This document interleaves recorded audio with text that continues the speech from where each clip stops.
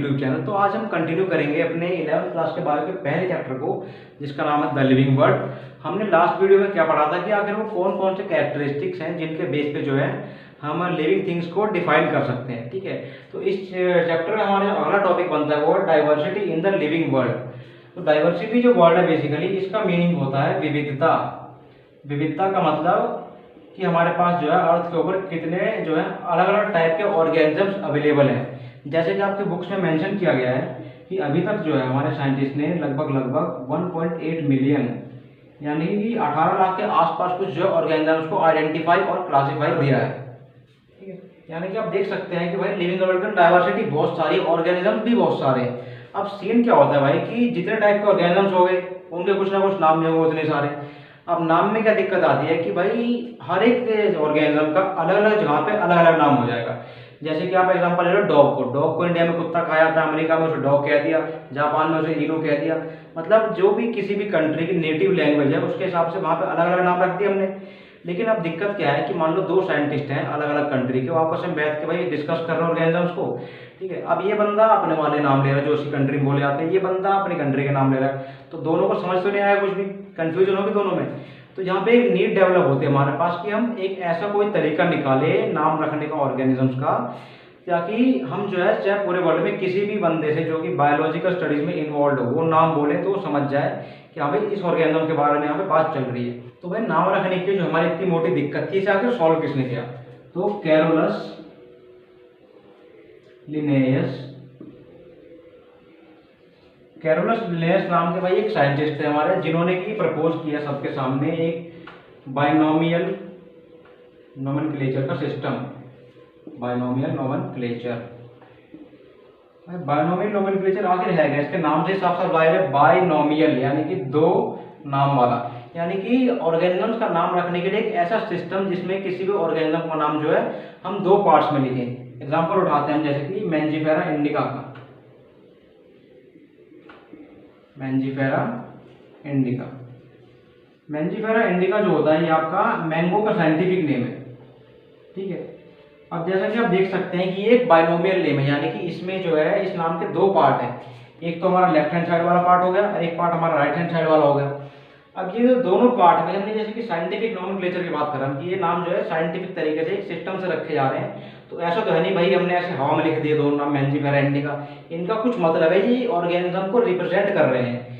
जो हमारा left hand side वाला पार्ट होता है ये रिप्रेजेंट करता है आपके ऑर्गेनिज्म के जीनस को, यानी कि आखिर ऑर्गेनिज्म का जीनस क्या है। और जो लेफ्ट हैंड साइड वाला पार्ट है ये रिप्रेजेंट करता है आपके ऑर्गेनिज्म की स्पीसीज को। इसे कहा जाता है जेनेरिक नेम, इसे कहा जाता है स्पेसिफिक नेम। ठीक है, यानी कि बाइनोमियल नेम के दो पार्ट हो गए, पहला पार्ट जीनस, दूसरा पार्ट स्पीसीज। अब अगर आप समझना चाहें कि भाई आखिर स्पीशीज में और जीनस में नाम क्या, ऑर्गेनिज्म तो हमारा वही है, तो भाई एग्जांपल आप ले लो जैसे कि डॉग का। ठीक है, हम मान के चल लेते हैं कि डॉग जो है हमारा एक जीनस है।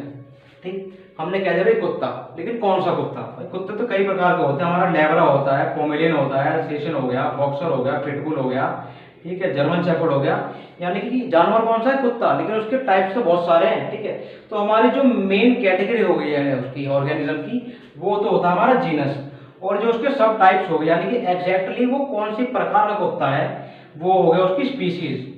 ठीक है, तो हमारा ये जो नेम है बाइनोमियल नोमेनक्लेचर में जो पहला पार्ट है वो बताता है हमको आखिर ऑर्गेनिज्म है कौन सा, और जो दूसरा पार्ट हमारे नेम का वो हमें बताता है कि आखिर एग्जैक्टली कौन सी स्पीशीज है ऑर्गेनिज्म की। जैसे अगर हम डॉग की बात कर रहे हैं तो भाई हमें जो पहला पार्ट है वो बताया कुत्ता है, सेकंड पार्ट है हम बताएंगे कौन सा कुत्ता है, पोमेलियन है, लैब्रा है, अल्सेशियन है, क्या है। ठीक है, तो ये हो गया हमारा बाइनोमियल नोमेनक्लेचर। तो अभी तक हमने क्या किया भाई, और सभी ऑर्गेनिज्म जितने भी हमने ढूंढे थे, जितने भी हमने क्लासीफाई करे थे, उन सब का हमने कुछ ना कुछ नाम रख दिया, यानी कि हमारे पास बहुत सारे नाम हो गए, और उन सभी नामों को उठा के भाई हमने एक बड़ी सी किताब बना दी और एक बंदे के हाथ में दे दी कि भाई ये ऑर्गेनिज्म है, इसके बारे में बता दे। तो भाई वो कैसे ढूंढेगा? जब तक हम उन सभी नामों को ग्रुप करके सिस्टमेटिकली अरेंज नहीं करेंगे तब तक भाई उसको जो है रीड करना, उसको स्टडी करना काफी मुश्किल रहेगा। ठीक है, तो यहाँ पे नोमेनक्लेचर के बाद जो बहुत ही इंपॉर्टेंट चीज हमें करनी होती है वो आती है क्लासिफिकेशन। क्लासिफिकेशन का मतलब क्या होता है? बेसिकली क्लासिफिकेशन के अंदर हम ग्रुप्स बनाते हैं, सिंपल है। ठीक है, यानी कि हम अलग अलग ऑर्गेनिजम्स को लेते हैं और मान लो 4-5 ऑर्गेनिजम्स है अलग अलग टाइप के जिनके फीचर्स जो है मिलते जुलते हैं आपस में, मतलब रिसेंबल करते हैं, तो उनको उठा के हमने क्लास बना दिया। उनको हमने क्लासीफाई कर दिया। जैसे अभी हमने डॉग्स का एग्जांपल लिया था कि हमारे डॉग्स एक मेजर क्लास हो गई, हमने उसको जीनस का नाम दे रखा था, लेकिन उसके अंडर हमारे पास क्या थे भाई, हर अलग वैरायटी के अलग अलग ब्रीड के डॉग्स थे, यानी कि सब हैं तो डॉग्स ही, क्योंकि एक दूसरे से सिमिलर है, तो हमने इनको सबको इकट्ठा करके ग्रुप बना दिया डॉग के नाम से।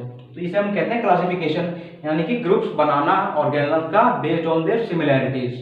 और आपको तो पता ही है भाई कि साइंटिस्ट जो होते हैं उनको भाई साहब हमारे जैसे साधारण शब्दों में आम आदमी वाली चीजों में मजा तो बिल्कुल भी नहीं आता है, उन्हें चाहिए होता है कुछ ना कुछ तड़कता भड़कता नाम एकदम बढ़िया वाला जो सुन के मजा ही आ जाए। इसीलिए क्लासिफिकेशन को उन्होंने क्या कर दिया, क्लासिफिकेशन का नाम रख दिया टैक्सोनॉमी। ठीक है, टैक्सोनॉमी का मतलब हुआ क्लासिफिकेशन। अब क्लासिफिकेशन के अंदर बेसिकली करते क्या है, हम कैटेगरीज को बनाते हैं, एनिमल्स को उठाया हमने और अलग अलग कैटेगरीज बना दी, हमने कैटेगराइज कर दिया। तो एक जो हमारी कोई भी रिस्पेक्टिव कैटेगरी होगी उसको हमने टैक्सा कह दिया।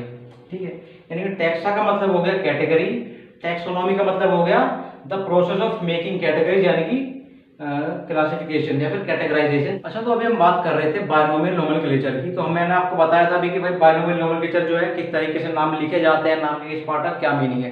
तो उस नाम को लिखने के लिए भी कुछ रूल्स हमें फॉलो करने होते हैं। तो पहला रूल ये है कि हम जो भी ऑर्गेनिज्म का नाम रखते हैं it should be A derivation of a Latin word, यानी कि भाई लैटिन जो होती है एक लैंग्वेज होती है, बहुत पुरानी अंग्रेजों की भाषा है।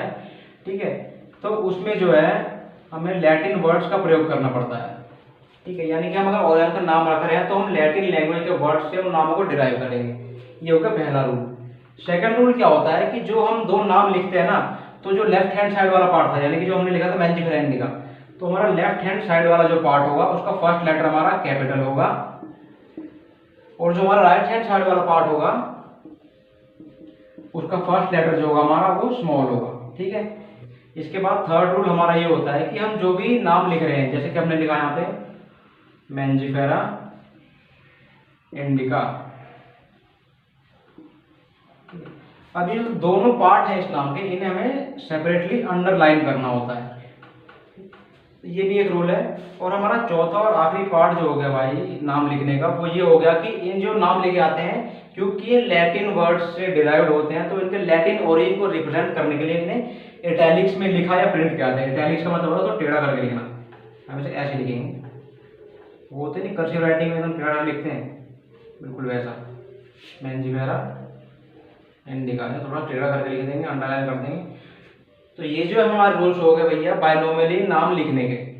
तो हम बात कर रहे थे टैक्सोनॉमी की, यानी कि क्लासिफिकेशन की। तो क्लासिफिकेशन हम कैसे करेंगे, तो क्लासिफिकेशन करने के लिए भी कुछ सर्टेन स्टेप्स होते हैं कि अगर हम जो है किसी ऑर्गेनिज्म को क्लासिफाई करना चाहते हैं तो भाई सबसे पहले तो हमें उसे कैरेक्टराइज करना पड़ेगा, यानी कि हमें जो है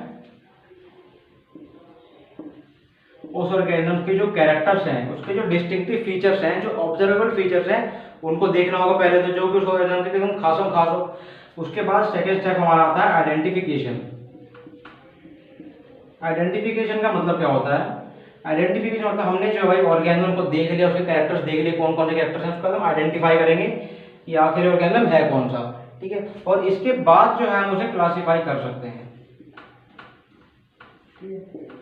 तो फ्रेंड्स आज के इस टॉपिक में इतना ही था, थैंक्स फॉर वॉचिंग।